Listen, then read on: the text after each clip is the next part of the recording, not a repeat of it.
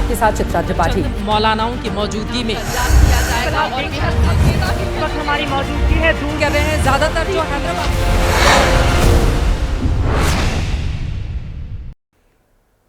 नमस्कार, ABP news पर आप सभी दर्शकों का बहुत बहुत स्वागत है। मैं हूं आपके साथ चित्रा त्रिपाठी।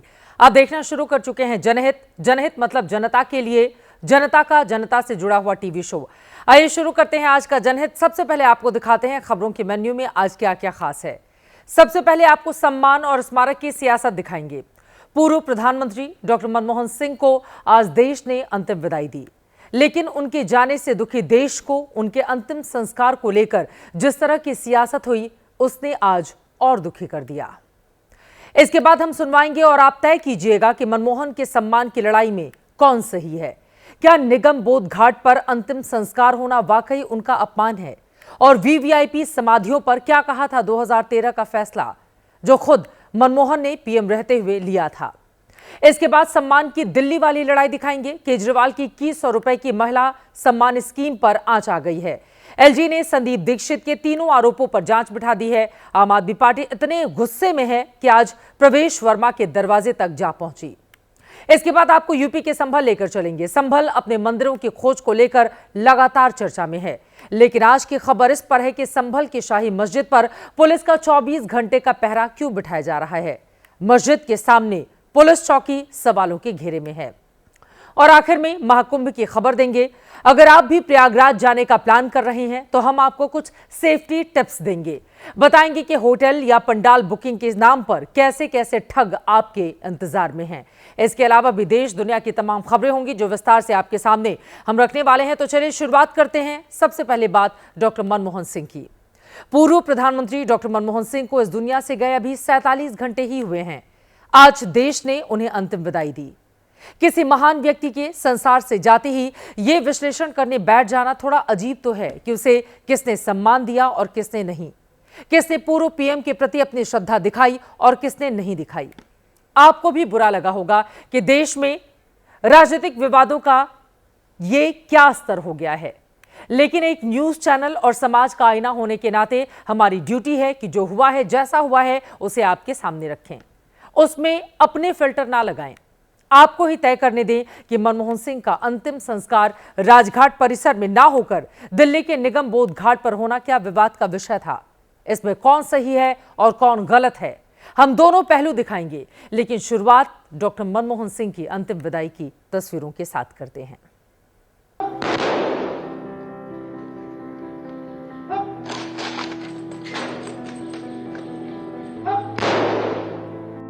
जिस कांग्रेस ने डॉक्टर मनमोहन सिंह को प्रधानमंत्री पद तक पहुंचाया था, आज अंतिम यात्रा पर निकलने से पहले उनके पार्थिव शरीर को उसी कांग्रेस के दफ्तर में दर्शन के लिए रखा गया। एक महान प्रधानमंत्री के अंतिम दर्शन करने न सिर्फ दिल्ली, पंजाब बल्कि दूर दूर के राज्यों के कांग्रेस के नेता और कार्यकर्ता पहुंचे। सोनिया गांधी ने अपने सबसे भरोसेमंद साथी के पार्थिव शरीर पर कांग्रेस का झंडा रखा, पुराना झंडा, गांधी जी के चरखे वाला। पार्टी दफ्तर पर श्रद्धांजलि सभा के बाद डॉक्टर मनमोहन सिंह की अंतिम यात्रा निगम बोध घाट के लिए चल पड़ी। गाड़ियों का लंबा काफिला था, लेकिन राहुल गांधी उसी गाड़ी पर थे जिस पर मनमोहन सिंह का फूलों से सजा पार्थिव शरीर था। दिल्ली की सड़कों पर कांग्रेस के समर्थक नारे लगाते चल रहे थे।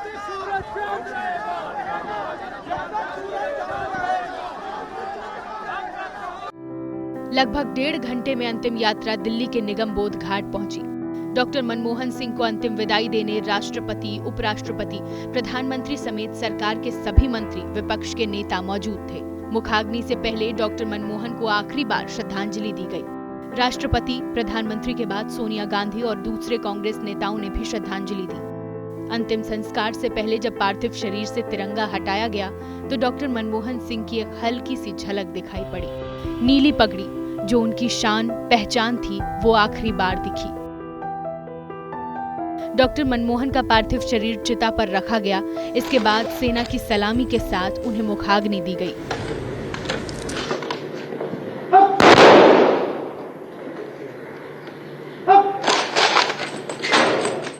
डॉक्टर मनमोहन की अंतिम विदाई के वक्त राहुल गांधी बहुत भावुक दिखे।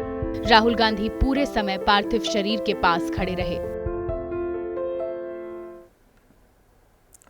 और अब उस विवाद पर आते हैं जो डॉक्टर मनमोहन सिंह के जाने के बाद शुरू हुआ है और सियासत में शायद लंबे वक्त तक जिंदा भी रहे। वो ये है कि मनमोहन सिंह का अंतिम संस्कार वहां क्यों नहीं हुआ जहां देश के ज्यादातर पूर्व प्रधानमंत्रियों की समाधियां हैं। क्या सरकार ने राजघाट परिसर में डॉक्टर मनमोहन सिंह के अंतिम संस्कार की जगह ना देकर उनका घोर अपमान किया है?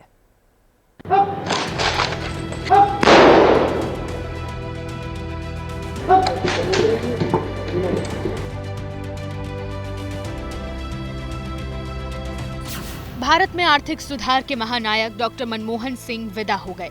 शरीर पंच तत्व में विलीन हो गया। एक आत्मा परमात्मा से मिलने चल पड़ी। लेकिन राजनीति जीवन मरण से परे है।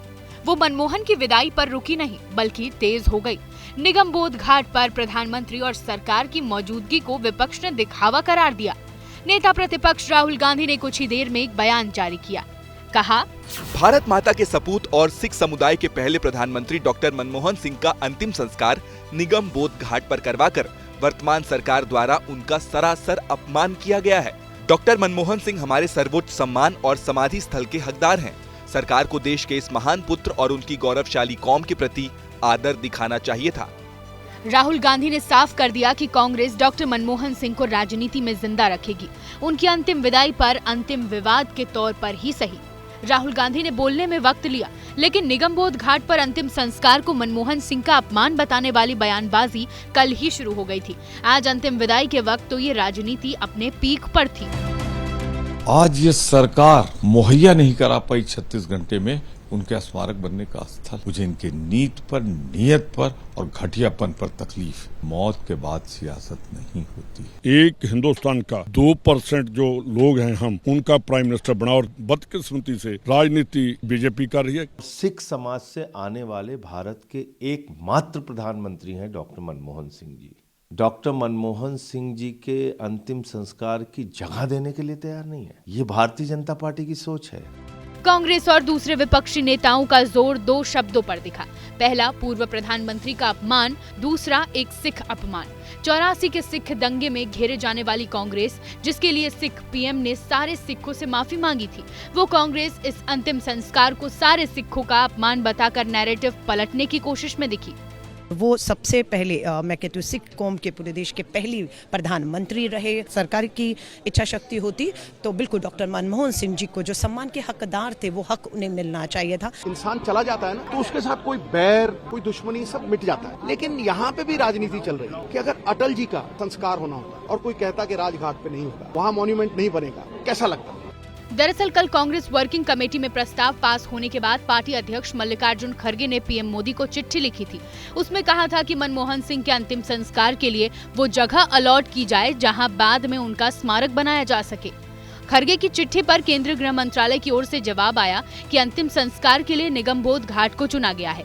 स्मारक दिल्ली में बनेगा। इसके लिए उचित जगह की तलाश की जाएगी और ट्रस्ट बनाया जाएगा। इस प्रक्रिया में समय लगेगा। लेकिन ये जवाब आने से पहले ही कांग्रेस की ओर से बयानबाजी शुरू हो गई थी।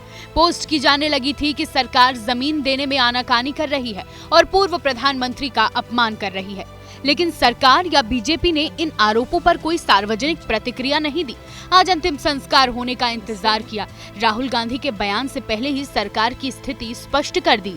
जिन्होंने अपने जीवन काल में कभी डॉक्टर मनमोहन सिंह को सम्मान नहीं दिया, आज उनकी मृत्यु के बाद भी उनके सम्मान के ऊपर सियासत करते नजर आ रहे हैं। ये बहुत दुखद है। लेकिन इसके बावजूद जब राहुल गांधी ने निगम बोध पर डॉक्टर मनमोहन के अंतिम संस्कार को अपमान बताया और सरकार की सोच पर सवाल उठाए, तो बीजेपी का दूसरा जवाब कुछ तीखा था। पीवी नरसिम्हा राव कांग्रेस पार्टी के एक कद्दावर नेता रहे। जब उनका पार्थिव शरीर कांग्रेस पार्टी के मुख्यालय के गेट तक आता है तो गेट खोली नहीं जाती है और कांग्रेस पार्टी की, मैं कहूंगा, केवल अध्यक्षा नहीं, कांग्रेस पार्टी जिस परिवार के अधीन है, सोनिया जी ने स्पष्ट रूप से मना किया कि किसी भी कीमत पर नरसिम्हा राव की बॉडी कांग्रेस के चौखट के अंदर नहीं आनी चाहिए। आरोपों का द्वंद चला तो अतीत की बातें भी निकल आई। बड़ा सवाल था कि जो बीजेपी पूर्व प्रधानमंत्री नरसिम्हा राव के अपमान पर कांग्रेस को बार बार घेरती है, कल वही बीजेपी क्या जवाब देगी कि मनमोहन सिंह के लिए उसे दिल्ली में 2 गज जमीन भी नहीं मिली। लेकिन इस पर आज 2 और बयान आए और दोनों ही कांग्रेस पर सवाल उठाने वाले थे। एक पूर्व प्रधानमंत्री नरसिम्हा राव के बेटे NV सुभाष का और दूसरा पूर्व राष्ट्रपति प्रणब मुखर्जी की बेटी शर्मिष्ठा मुखर्जी का। सुने। और कांग्रेस पार्टी के अध्यक्ष श्रीमती सोनिया गांधी के हुक्म से नरसिम्हा राव जी का बॉडी तेलंगाना को भिजाया था और जितने भी अवमान किया, जो उनका बॉडी नरसिम्हा राव जी का body all India Congress party का अंदर भी आने नहीं दिया, ताकि प्रणब मुखर्जी खाली देश के प्रेसिडेंट नहीं थे, वो तो 5 साल प्रेसिडेंट रहे। उससे पहले 45 साल तक वो कांग्रेस की एक स्टॉलवर्ड लीडर रहे। तो ऐसे एक व्यक्ति की निधन होने का बाद CWC कोई कॉन्डोलेंस मैसेज ये पास नहीं करेगा, तो ये बात का मुझे बहुत दुख हुआ।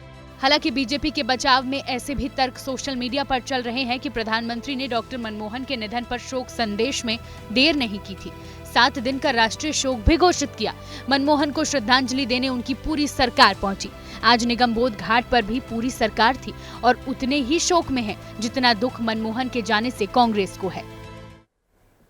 अब आपको सम्मान की दूसरी लड़ाई की तरफ लेकर चलते हैं, जो मनमोहन सिंह को विदाई देते ही दिल्ली चुनाव को लेकर शुरू हो गई है। कांग्रेस नेता संदीप दीक्षित ने आम आदमी पार्टी और दिल्ली सरकार पर जो 3 आरोप लगाए थे, उन पर दिल्ली के LG VK सक्सेना ने आज जांच के आदेश जारी कर दिए। खबर आते ही दिल्ली की सियासत को मनमोहन सिंह के गम से निकलकर वापस चुनावी आरोपों पर आने में जरा भी देर नहीं लगी।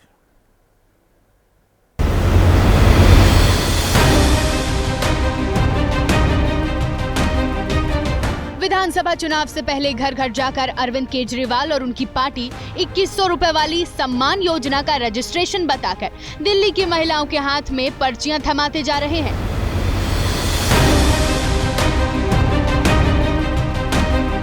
लेकिन चुनाव से पहले ही केजरीवाल के क्रांतिकारी आइडिया पर दिल्ली के LG ने जांच बैठा दी है।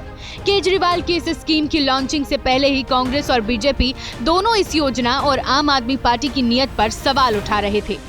मैं अरविंद केजरीवाल से सिर्फ एक सवाल पूछना चाहता हूँ। पंजाब चुनाव से पहले तुमने पंजाब में माताओं बहनों को महिला सम्मान के नाम पर 1000 रुपए राशि देने की घोषणा की थी। किसी एक बहन को भी वो मिला है क्या? किसी एक माता को मिला है क्या? लेकिन केजरीवाल की स्कीम को जांच की आंच तक पहुंचाने के सूत्रधार हैं कांग्रेस नेता संदीप दीक्षित, जिन्होंने एक कदम आगे जाकर दिल्ली के LG से मुलाकात की और आपके 2100 वाले दावे की जांच की मांग कर दी। खुद उनकी मुख्यमंत्री और वो मंच से कहते हैं 1000 रुपए की स्कीम थी। पूछिए ना उनसे, तो 1000 रुपए की स्कीम कौन सी थी? मैंने तो नहीं कहा 1000 रुपए की स्कीम, ना मैंने ये सवाल किया इश्तहार के पहले। आपने ही कहा कि 1000 रुपए की स्कीम है, आपने ही कहा कि 1000 रुपए की स्कीम 2100 की हो जाएगी। केजरीवाल की महिला योजना 2 बड़ी वजहों के चलते सवालों के घेरे में आई है। पहला ये कि दिल्ली के महिला एवं बाल विकास विभाग ने खुद सामने आकर ये साफ कर दिया कि 2100 रुपए के भरोसे वाली जो पर्ची केजरीवाल घर घर बांट रहे हैं, वैसी कोई स्कीम दिल्ली सरकार की ओर से चलाई ही नहीं जा रही। 2100 रुपए का कोई कैबिनेट नोट है तो सामने रखा अरविंद केजरीवाल, रखे सामने। कोई कैबिनेट नोट 2100 का नहीं है, लेकिन बात करनी है महिला सम्मान, मुख्यमंत्री पे बात करनी है। केजरीवाल के विरोधियों ने उनकी स्कीम पर इसलिए भी सवाल उठाए हैं कि योजना के रजिस्ट्रेशन के नाम पर आप कार्यकर्ता दिल्ली में गली गली जाकर लाखों महिलाओं का निजी डेटा कलेक्ट कर रहे हैं। अरविंद केजरीवाल जी ने जैसे शराब घोटाला किया, अब ऐसे ही एक डेटा कलेक्ट करने का घोटाला कर रहे हैं। जब ऐसी कुछ स्कीम ही नहीं, अरविंद केजरीवाल जी आतिशी जी आपस में ही बता रहे हैं, वो कह रहे हैं स्कीम है, आतिशी जी कह रहे हैं स्कीम नहीं है, तो क्या ऐसे डेटा इकट्ठा करना, लोगों को OTP लेके उनके बैंकों से पैसा निकालना, कि अरविंद केजरीवाल जी के पास अब ये काम बचा है? इन्हीं शिकायतों के बाद LG ने महिला सम्मान योजना की जांच दिल्ली के मुख्य सचिव को सौंप दी। हालांकि अपनी स्कीम पर उठे सवालों पर केजरीवाल का कहना है कि सब मिले हुए हैं, लेकिन ज्यादा जिम्मेदार बीजेपी है। बीजेपी की हिम्मत नहीं हुई LG को कंप्लेन करने की, संदीप दीक्षित से कंप्लेन कराई है। और बीजेपी और कांग्रेस किस तरह से मिलके आम आदमी पार्टी को और दिल्ली के लोगों को रोक रहे हैं, आप देख रहे हो। एलजी ने अपने आदेश में केजरीवाल के रेवड़ी ऑफर के अलावा संदीप दीक्षित के 2 और आरोपों की जांच शुरू करवा दी है। संदीप दीक्षित ने आरोप लगाए हैं कि अरविंद केजरीवाल पंजाब पुलिस के जरिए उनकी जासूसी करवा रहे हैं और आम आदमी पार्टी दिल्ली चुनाव के लिए पंजाब पुलिस के जरिए भारी मात्रा में कैश दिल्ली मंगवा रही है। संदीप दीक्षित के इन दोनों संगीन आरोपों की जांच अब दिल्ली पुलिस को सौंप दी गई है। इसके बावजूद आम आदमी पार्टी अपने दावे पर कायम है कि दिल्ली और दिल्ली वालों का काया पलट सिर्फ केजरीवाल ही कर सकते हैं।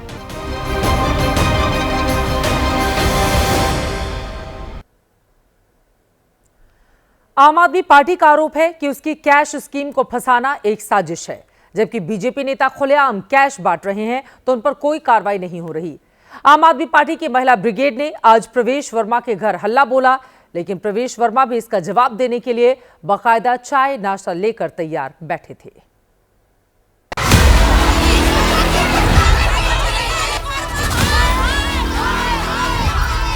तस्वीरें दिल्ली के पूर्व सांसद और बीजेपी नेता प्रवेश वर्मा के आवास की है। नारेबाजी और प्रदर्शन कर रही महिलाएं आम आदमी पार्टी और केजरीवाल की समर्थक हैं। दिसंबर के सर्द मौसम में दिल्ली की सड़कों पर ये महिलाएं बीजेपी नेता प्रवेश वर्मा से 1100 रुपए देने की डिमांड करने लगी। कि इन्होंने 1100 रुपए दिए, हम दिल्ली की जनता है, हमें भी तो 1100 रुपए चाहिए ना, हमें भी तो अपने बच्चों के लिए भी चाहिए ना।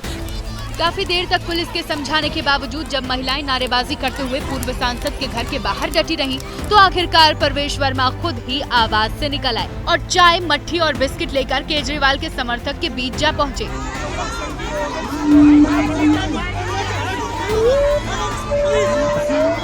प्रदर्शन कर रही महिलाओं का आरोप था कि नई दिल्ली विधानसभा क्षेत्र में बीजेपी नेता प्रवेश वर्मा लाडली योजना के नाम पर महिलाओं को 1100 रुपए बांट रहे हैं, लेकिन प्रवेश वर्मा से सिर्फ उन्हीं महिलाओं को मदद मिल रही है जो बीजेपी को वोट देने का वादा कर रही हैं। अरविंद केजरीवाल जो सुविधा दे रहे हैं पूरी दिल्ली की महिला को दे रहे हैं, ये सिर्फ उन महिलाओं को ही दे रहे हैं जिनसे ये लिखवा रहे हैं कि वोट आप हमें ही देंगे, यानी बीजेपी को देंगे, कमल को देंगे। ये बात तो गलत है। लेकिन प्रवेश वर्मा ने प्रदर्शन कर रही महिलाओं को भरोसा दिलाया कि वो चाहे किसी भी पार्टी से जुड़ी हों, उनकी ओर से मिलने वाली मदद में कोई भेदभाव नहीं होगा। जो नई दिल्ली विधानसभा की वोटर होंगी हम उनको हाथ के हाथ ही देंगे, कोई भेदभाव नहीं है, चाहे वो आम आदमी पार्टी की कार्यकर्ता हो। लगे हाथ प्रवेश वर्मा ने केजरीवाल को लेकर एक बड़ा ऐलान कर दिया। ये हार के डर की वजह से केजरीवाल बहुत जल्द नई दिल्ली छोड़ देंगे, लेकिन आम आदमी पार्टी का कहना है कि प्रवेश वर्मा नगद बांटकर वोट खरीद रहे हैं। मैं यहाँ के माहौल से देखकर एक बात कह सकता हूँ कि अरविंद केजरीवाल की अगर वो ये सीट छोड़कर नहीं भागता है तो नई दिल्ली विधानसभा में उसकी जमानत जो है जब्त होना तय है। टिकट तक तो दी नहीं भारतीय जनता पार्टी ने इन्हें। इनके जो निपटारे की योजना जो है वो भारतीय जनता पार्टी ने बनाई है ताकि आगे परेशान ना करें। मुझे लगता है कि इनको थोड़ा अपने बारे में जो है आकलन करना चाहिए। अगर आकलन किया होता तो 1100 रुपए में वोट खरीदने की जरूरत नहीं पड़ती। माना जा रहा है कि प्रवेश वर्मा नई दिल्ली विधानसभा क्षेत्र से अरविंद केजरीवाल के खिलाफ बीजेपी के प्रत्याशी हो सकते हैं, लेकिन अपनी उम्मीदवारी घोषित होने से पहले ही प्रवेश वर्मा आम आदमी पार्टी के निशाने पर आ चुके हैं और 1100 रुपए वितरण के मामले में आपने प्रवेश वर्मा के खिलाफ ईडी तक शिकायत कर दी है। दिल्ली में विधानसभा चुनाव की तारीखों का जल्द ही ऐलान हो सकता है और बिहार चुनाव में पूरे 11 महीने का वक्त अभी बाकी है, लेकिन माहौल वहां पर अभी से बन रहा है। बिहार में यह खबर अब 12 मासी हो चुकी है कि नीतीश कुमार पलट तो नहीं जाएंगे। आज आरजेडी नेता तेजस्वी यादव ने एबीपी न्यूज को एक्सक्लूसिव इंटरव्यू दिया है। पूर्व उप मुख्यमंत्री ने बातचीत में 2 बड़ी बातें कही। पहली कि नीतीश कुमार ज्यादा वक्त तक मुख्यमंत्री नहीं रहेंगे और दूसरी नीतीश और आरजेडी अब कभी साथ नहीं आएंगे। लेकिन दूसरी वाली बात में क्या दम है? कोई सवाल ही पैदा नहीं होता है, ये अपने पैर पे कुल्हाड़ी मारने के बराबर हो। चाचा नीतीश कुमार की सरपरस्ती में 2 बार बिहार की सत्ता का स्वाद चख चुके तेजस्वी यादव ने खुद ही साफ कर दिया कि तीसरी बार नीतीश कुमार के साथ जाने का सवाल ही नहीं उठता। अगर आज की तारीख में नीतीश कुमार आपके साथ आ जाते हैं तो आप उनको माफ कर देंगे और साथ सरकार चलाएंगे? देखिए कोई सवाल ही पैदा नहीं होता है, ही इज टायर्ड और अब उनकी स्थिति ऐसी नहीं रह गई कि वो बिहार चला सके। ये अपने पैर पे कुल्हाड़ी मारने के बराबर होगा। जेडीयू के साथ तीसरी बार जुगलबंदी से किनारा कर रहे तेजस्वी ने नीतीश की सक्रियता पर सवाल उठाते हुए कहा कि बिहार में सरकार इस वक्त नीतीश नहीं बल्कि उनके आसपास मौजूद रहने वाले मंत्री और अफसर चला रहे हैं। और माननीय मुख्यमंत्री का केवल चेहरा लेकर के कुछ लोग 4-5 नेता हैं, 2 दिल्ली में और 2 पटना में रहते हैं, ये अपना केवल काम निकलवा रहे हैं। कुछ रिटायर्ड भ्रष्ट अधिकारी जो हैं वो अपना बीजेपी से इन लोगों का संबंध है, बीजेपी के कंट्रोल में चल रहे हैं और अपने से मतलब है, बिहार को इन लोगों ने छोड़ दिया। किस बात की डबल इंजन की सरकार? चुनाव की तैयारियों में लगे तेजस्वी यादव ने इस इंटरव्यू में बिहार में एनडीए की दूसरी पार्टियों को मतलबी कहा। तो इन लोग को तो पद मिल गया है, पद चाहिए, गाड़ी चाहिए, सिक्योरिटी चाहिए, बंगला चाहिए, बिहारी बाहर में जाए। Why first Bihar and first Bihari? Bihar में अगले साल विधानसभा चुनाव होने हैं, जिसके लिए सभी पार्टियां अभी से जुट गई हैं।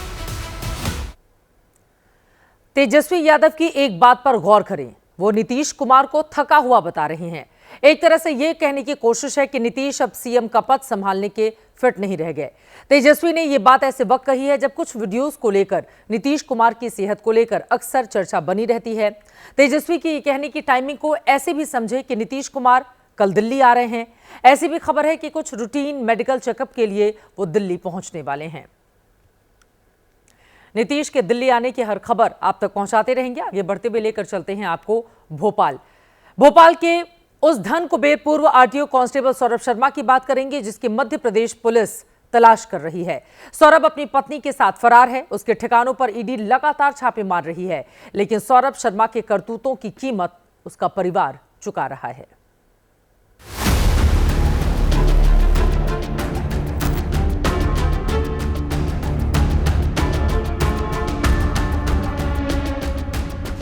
फाइलों से भरे इन कमरों में उस सौरभ शर्मा के राज छिपे हैं, जिस पर मध्य प्रदेश में मनी लॉन्ड्रिंग के आरोप लगे हैं। भोपाल में ये कमरा बिखरा पड़ा है, सारे कागजात जमीन पर है, अलमारी खाली हो चुकी है, लॉकर खुले हुए हैं।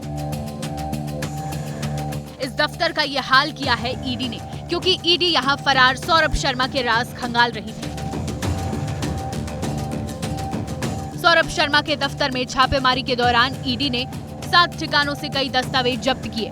करीबियों के बैंक खाते की जानकारी मिली। बैंक खातों में बड़ी राशि के लेन देन की जानकारी का संदेह है।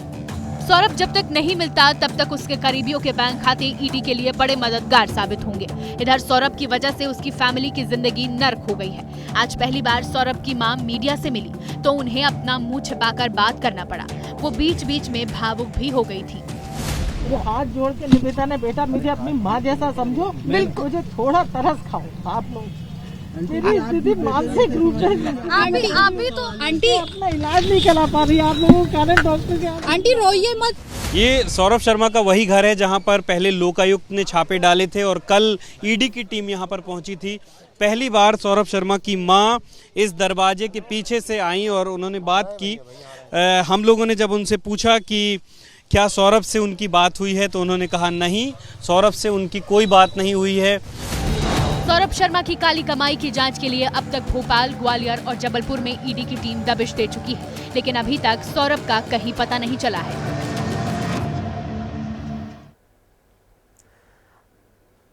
और जनहित में अब आपको यूपी के संभल लेकर चलते हैं। संभल में 24 नवंबर को जिस शाही मस्जिद के सामने सर्वे को लेकर चिंगारी भड़की थी हिंसा की, वो मस्जिद अब हमेशा पुलिस की निगहबानी में रहने वाली है। संभल प्रशासन ने शाही जामा मस्जिद के सामने खाली हुई एक जमीन पर नई पुलिस चौकी बनाने का काम शुरू कर दिया है।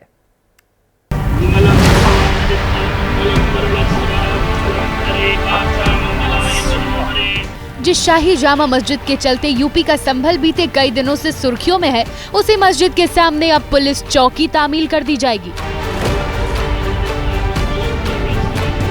शुक्रवार को पुलिस अफसरों की मौजूदगी में मस्जिद के सामने खाली पड़ी जमीन की पैमाइश की गई और शनिवार को एएसपी ने विधि विधान के साथ पुलिस चौकी की नींव रख दी। संभल के इतिहास और पौराणिक महत्व की वजह से पुलिस महकमे ने अपनी नई चौकी को सत्यव्रत पुलिस चौकी का नाम दिया। आज जो सत्यव्रत पुलिस चौकी है, उस सत्यव्रत पुलिस चौकी का लगातार यहाँ पर जो कामकाज है वो लगातार चल रहा है और चौकी को बनाने का जो पूरा कार्य है वो पूरा कार्य प्रगति पर है। उसके अलावा यहाँ पर आज संभल में जिस वक्त यहाँ पर पुलिस चौकी की खुदाई हो रही थी, नींव की जब खुदाई हो रही थी, तब कई सारी प्राचीन काल की जो पॉटरी हैं, वो प्राचीन काल की पॉटरीज यहाँ पर प्राप्त हुई हैं। 24 नवंबर को शाही जामा मस्जिद के सर्वे के दौरान संभल में बवाल और हिंसा हुई। ऐसी ही परिस्थितियां दोबारा न पैदा होने पाए और इलाके में सुरक्षा और कानून का इकबाल बुलंद रहे, इसके लिए शाही मस्जिद के ठीक सामने पुलिस चौकी का फैसला लिया गया। संभल स्थित जामा मस्जिद परिसर एवं इसके आसपास जो संवेदनशील स्थान हैं, इनके सुरक्षा के लिए एक पुलिस चौकी बनाई जा रही है। संभल और आसपास के जो नगरीय क्षेत्र है, एक संवेदनशीलता का इतिहास रहा है और इसके लिए देखते हुए सुदृढ़ एक सुरक्षा व्यवस्था की आवश्यकता है और इसी की तैयारी की जा रही है। मस्जिद के सामने जिस जमीन पर पुलिस चौकी का काम चल रहा है, उसे कुछ लोगों ने दावा किया कि वो उनकी पुश्तैनी जमीन है। हालांकि किसी भी तरह के विरोध प्रदर्शन और हालात से निपटने के लिए प्रशासन ने पहले से ही तैयारी कर रखी थी। पूरी बटालियन आई है यहाँ पर रैपिड एक्शन फोर्स की, कि किसी भी तरह की अगर कोई भी व्यक्ति अराजकता करने की कोशिश करता है तो अराजक तत्वों से निपटने के लिए पूरी तरह से प्रशासन तैयार है। लेकिन संभल में शाही मस्जिद के सामने नई पुलिस चौकी खोलने का यूपी सरकार का फैसला असदुद्दीन ओवैसी को रास नहीं आ रहा। ओवैसी ने पुलिस चौकी बनाने के फैसले का विरोध करते हुए यूपी सरकार पर सवाल खड़े किए। कई लोग भी अभी आए थे, आपके पास कागज वगैरह दिखाया था, तो उसके बारे में? वो संदर्भी जमीन की नहीं थी। उन्होंने एक पेपर दिखाया जो कि राजस्व विभाग द्वारा देखा जाएगा और कार्रवाई की जाएगी। वहीं संभल में खुदाई के दौरान मिली बावड़ियों को विस्तार देने का काम अब भी जारी है। राजस्व विभाग ने जमीन के नीचे से निकले निर्माण की पैमाइश करके अब इस बात की पड़ताल शुरू कर दी है कि बावड़ी, कुओं और ऐतिहासिक धरोहरों पर खड़ी की गई इमारतें अवैध तो नहीं, और अगर ऐसा हुआ तो संभल में अवैध निर्माण पर भी प्रशासन एक्शन लेगा।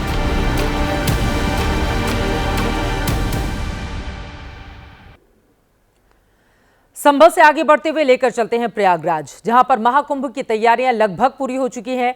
देश विदेश के लाखों श्रद्धालु आस्था की डुबकी लगाने के लिए संगम किनारे पहुंचने वाले हैं। महाकुंभ में जाने की तैयारी करने वाले ऐसे ही श्रद्धालुओं पर साइबर जालसाजों की भी नजर है, जो ऑनलाइन बुकिंग के नाम पर फर्जीवाड़ा करने में लगे हुए हैं।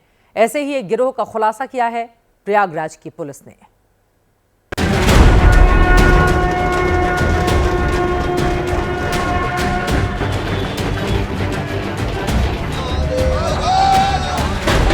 प्रयागराज महाकुंभ के लिए तैयार है। साधु संतों और उनके अखाड़ों की एंट्री अब भी जारी है। लेकिन आस्था के महाकुंभ के मेले में कुछ ऐसे अदृश्य लोग भी एंट्री ले चुके हैं जिनके इरादे सिर्फ ठगी हैं। तस्वीरें देखिए और पहचानिए, ये वही साइबर ठग हैं जिन्हें प्रयागराज पुलिस ने महाकुंभ में होटल बुकिंग के नाम पर फर्जी वेबसाइट बनाकर लोगों को चूना लगाने के आरोप में पकड़ा है। कुंभ आने की इच्छा रखने वाले भक्त इनकी वेबसाइट पर जाते और बुकिंग के नाम पर ठगे जाते। होटल्स की बुकिंग को होस्ट कर रहे थे और ये सभी जो बुकिंग्स थी फर्जी थी। उनका किसी होटल से टाई अप नहीं था और बहुत बार ऐसे भी होटल्स हैं जो एग्जिस्ट ही नहीं करते हैं ग्राउंड पे। तो अपने टेक्निकल ज्ञान का इस्तेमाल इन चारों ने लोगों को ठगने के लिए किया। पुलिस ने इनके पास से लैपटॉप, मोबाइल और कई सारे ATM भी बरामद किए। आप एक बार इनकी बनाई फर्जी वेबसाइट के नाम पर भी नजर डालिए। kumbhcottagebooking.com, mahakumbcottagebooking.com, kumbhdarshan.com, mahakumbtentreservation.com। ये वो कुछ वेबसाइट हैं जहां ऑनलाइन कमरे और सर्विसेज के नाम पर लोगों से पैसे ठगे जा रहे थे।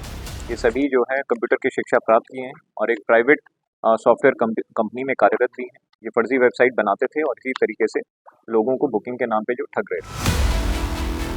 महाकुंभ में साइबर ठगी के खिलाफ प्रशासन ने बाकायदा साइबर टीम तैनात की है, जिन्हें साइबर योद्धा का नाम दिया गया है। फर्जी वेबसाइट का नेटवर्क अभी पूरी तरह खत्म नहीं हुआ है। पुलिस 50 से भी ज्यादा और वेबसाइट की जांच कर रही है। देखिए, अभी तक जो है ऐसी 8 फर्जी वेबसाइट्स को बंद कराया जा चुका है और 50 से ज़्यादा और ऐसी वेबसाइट्स हैं जिनको हम लगातार अभी वेरीफाई करा रहे हैं। फर्जी पाए जाने पर उनके विरुद्ध भी FIR होगी और उनको भी बंद कराया जाएगा। वेबसाइट पर होटल बुकिंग के अलावा VIP स्नान और दर्शन की भी सर्विस बेच रहे थे। बहरहाल पुलिस अब इन चारों के बैंक अकाउंट खंगाल रही है ताकि ये पता लगाया जा सके कि अब तक इन्होंने कितने लोगों से पैसे ठगे हैं। और अब भारत के दो पड़ोसियों की बात कर लेते हैं। पाकिस्तान और अफगानिस्तान के बीच जंग जैसे हालात पैदा हो गए हैं। बीते एक हफ्ते में दोनों ओर से एक बार हमला किया जा चुका है। हालात इतने खराब हो चले हैं कि एक छोटी सी चिंगारी किसी भी वक्त जंग की आग को भड़का सकती है।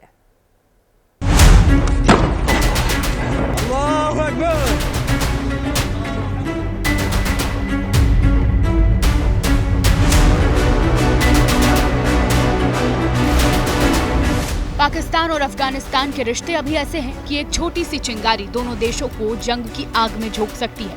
एक हफ्ते के अंदर दोनों देश एक दूसरे पर एक बार वार कर चुके हैं। पाकिस्तान ने अफगानिस्तान में एयर स्ट्राइक की, इसमें 51 लोगों की मौत का दावा है। तो अफगानिस्तान ने बीती रात पाकिस्तानी आर्मी के बॉर्डर पोस्ट उड़ा दिए। अभी बॉर्डर पर तनाव है। अल्लाहु अकबर, अल्लाहु अकबर। खुद को अमन चैन का मसीहा बताने वाले पाकिस्तान ने अफगानिस्तान में घुसकर वहां के कथित आतंकी ठिकानों पर हमले किए। आरोप लगाया कि वहां से पाकिस्तान के खिलाफ साजिश हो रही थी। मिट्टी के बने इन घरों पर बम बरसाकर पाकिस्तान ने अपनी पीठ थपथपाई तो अफगानिस्तान की तालिबान सरकार का माथा घूम गया। कहा कि पाकिस्तान ने बेकसूरों को मारा है। कोई भी आसानी से देख सकता है कि यहाँ कोई आतंकी नहीं है, सिर्फ आम नागरिक हैं जो या तो अफगानी हैं या तबाह शरणार्थी हैं जो यहाँ भूखमरी में रह रहे हैं। अफगानिस्तान ने बदला लेने की कसम खाई है। पाकिस्तानी स्ट्राइक के 3 दिन बाद ही तालिबान ने बॉर्डर पर पाकिस्तानी सेना की चौकियों को उड़ा दिया।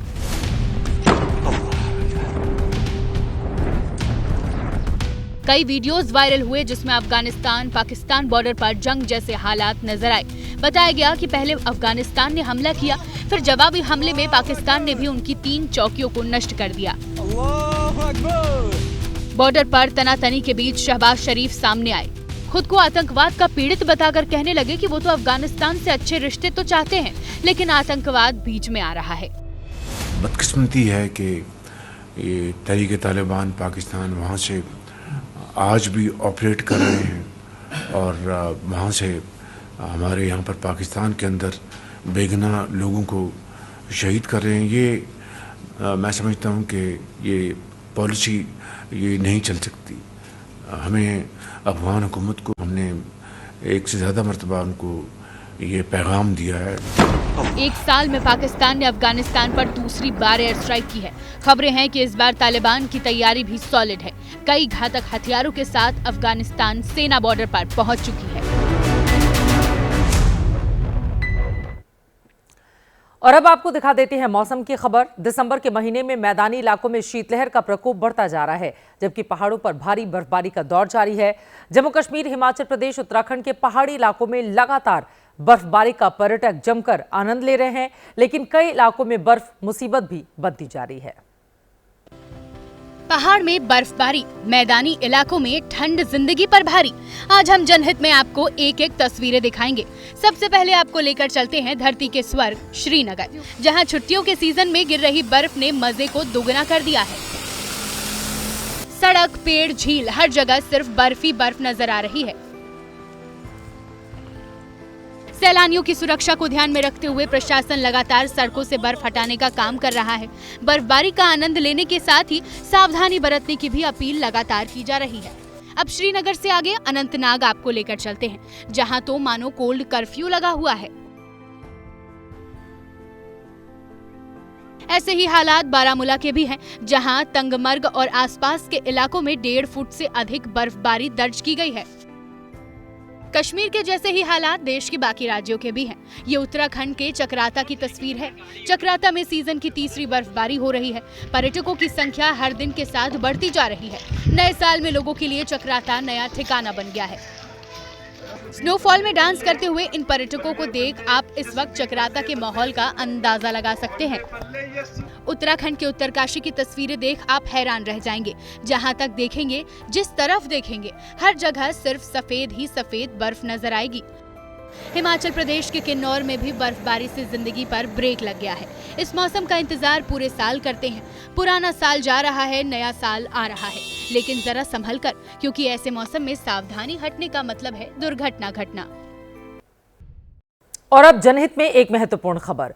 गूगल देखकर गाड़ी चलाना आजकल बहुत कॉमन है। रास्ते पता ना हो तब भी आदमी चल पड़ता है कि गूगल तो रास्ता बता ही देगा, लेकिन गूगल के चक्कर में कई बार हादसे भी होते रहते हैं। एक बार फिर ऐसा ही हादसा उत्तर प्रदेश के हाथरस में हुआ। ये कार जो आप देख रहे हैं, यह हाईवे के एक ऐसे हिस्से पर चल रही थी जो अभी पूरी तरह से बना भी नहीं था। उसका उद्घाटन भी नहीं हुआ था, लेकिन गूगल मैप ने कार में बैठे शख्स को बताया कि यह रास्ता बिल्कुल सही है, आप इस पर जा सकते हैं। तकनीकी पर आंख बंद करके भरोसा किया और कार सवार ने गाड़ी आगे बढ़ा दी, लेकिन आगे जाकर कार मिट्टी के टीले से टकरा गई। किस्मत अच्छी थी, कार में सवार सभी लोग बचा लिए गए, लेकिन यहां पर जान भी जा सकती थी। पिछले महीने ही ऐसा हादसा हुआ था जब बरेली में एक कार गूगल मैप देखकर एक ब्रिज पर चढ़ गई थी। वो ब्रिज अधूरा बना था और कई फीट ऊंचाई से कार नदी में गिर गई थी। उसमें 3 लोगों की जान चली गई। हालांकि इस बरेली वाली घटना में गूगल की नहीं, पुल बनाने वाली कंपनी की असली गलती थी। तो हमारी सलाह सिर्फ आपके लिए इतनी है, गूगल के भरोसे मत रहिए। ड्राइविंग के वक्त आंखें भी, खुद को भी अलर्ट रखें, सेफ रखें। इसी के साथ जनहित में अब मुझे दीजिए इजाजत, लेकिन देश और दुनिया की तमाम खबरों के लिए आप देखते रहिए एबीपी न्यूज।